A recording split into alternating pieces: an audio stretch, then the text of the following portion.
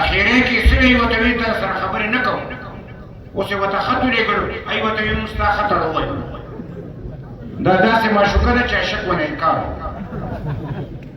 او ورته یې زه اړویم نه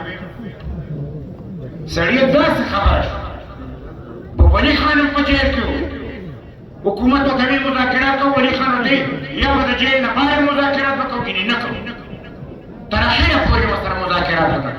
ټینګ شه بیا نو ګرانو ملګرو اوس په خپلو کې وران هم دي زمونږ کورونه یې وران کړي دي اوس پې خدای خپله راوسته بس نور څه مه کوئ تش نوکونه جنګوئ چې خدای روغ نه کړي وران دي او که وران نه دي د فوج دننه هم وړاندې دی پي ټي آی هم خپلو کې وران دي چې د باچا خان سپیان چیړې او ګټلې دي نیو په غلاتې ګټې نو چېرته خو به د نزو وروځي که نو نن ګرانو ملګرو فیض امید 40,000 کسان راوست او بل یو کار یې کړی دا خبره تاسو ډېر په غور واورئ دوی سره یو معاهده کې یو بله خبره کړې ده څه یې ورته ویلي چې ملکن ډیویژن ټول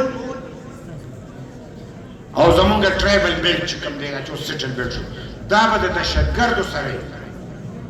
دا یې ورسره منلې ده ځکه نن هلته دهشتګردي مونږ د دې موجوده حکمرانانو تپوس کوو چې ته د فیض امید په هغه معاهده خو تاسو عمل نه کوئ ولې داسې کوئ لہذا ګرانو ملګرو زه د باچا خان د دې خبرې چې دا دلته کوم دهشتګردي ده او په ټوله پښتونخوا کې خوره شوه او دهشتګردي لږه اوچته شوه جنګ شو د پاکستان او د افغانستان جنګ دی نو چې دا دواړه جنګ کوي نو څوک به مري پښتانه به مري که او چې دا جنګ بین الاقوامي جنګ شي نو څوک به مري بیا هم پښتانه دي نو یې ګرانو ملګرو دا جنګ ته به مطلع چې مونږ بند تړو که به نه تړو بند سره